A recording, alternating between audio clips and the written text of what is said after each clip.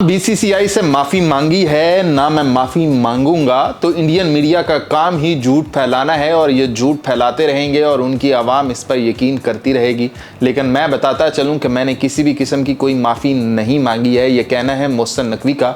उसके खिलाफ बीसीसीआई ने एक महाज खोला हुआ है कि हमने मोहसिन नकवी को सदर रहने ही नहीं देना और दूसरे ममालिक से राब्ता कर रहे हैं कि हमारा साथ दें और वोटिंग करते हैं और वोटिंग के जरिए मोहसिन नकवी को सीट से हटा देते हैं ताकि इसको पता चले कि इसने भारत से पंगा लिया था। अब देखना ये होगा कि ये जो ममालिक हैं मेरिट की साइड पर खड़े रहते हैं या फिर एक बार पैसा देकर आईपीएल देखकर भागे भागे जफ्फी डाल लेते हैं भारतीय टीम को। अब यहां पर अफगानिस्तान का भी इम्तहान होगा, श्रीलंका का भी, बांग्लादेश का। लेकिन बांग्लादेश पर यकीन है कि वो पाकिस्तान के साथ डटा रहेगा, खड़ा रहेगा। बाकी अफगानिस्तान का और ये जो श्रीलंका है इसका थोड़ा सा यकीन सा नहीं है कि ये किस करवट बैठेंगे और किधर जाकर बैठेंगे, क्योंकि यहाँ पर पाकिस्तान को बताना होगा या बाकी ममालिक को भी बताना होगा कि सारी क्रिकेट का करता धरता जो है वो भारत नहीं है। आप मेरिट के ऊपर चलोगे, मेरिट के ऊपर फैसले होंगे और जो मोहसिन नकवी साहब ने किया है वो मेरिट का फैसला था। तो यहाँ पर पाकिस्तान का भी इम्तहान है और दूसरे ममालिक का भी इम्तहान है कि क्या वो सच का साथ देते हैं या एक बार फिर पैसे के पीछे पीछे जाते हैं।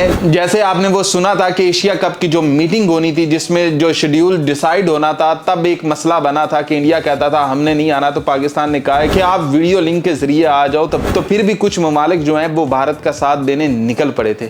लेकिन पाकिस्तान ने उस मामले को भी समेटा था, उस मामले को भी अच्छे से हैंडल किया था। तो अब भी उम्मीद करते हैं कि जीत पाकिस्तान की होगी और पाकिस्तान जीत के बताएगा, क्योंकि पाकिस्तान का ये वाला जो वार है ये भारतीय क्रिकेट के ऊपर भाई सवार है।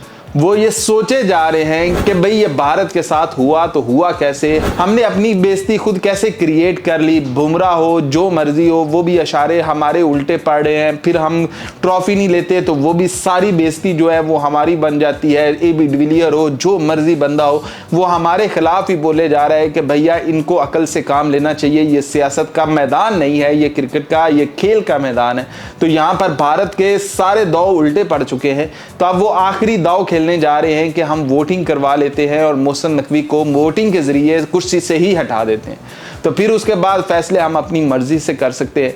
लेकिन यहाँ पर देखना यह होगा कि कौन मेरिट में या सच के साथ खड़ा होता है, कौन झूठ की या पैसे की तरफ भागता है।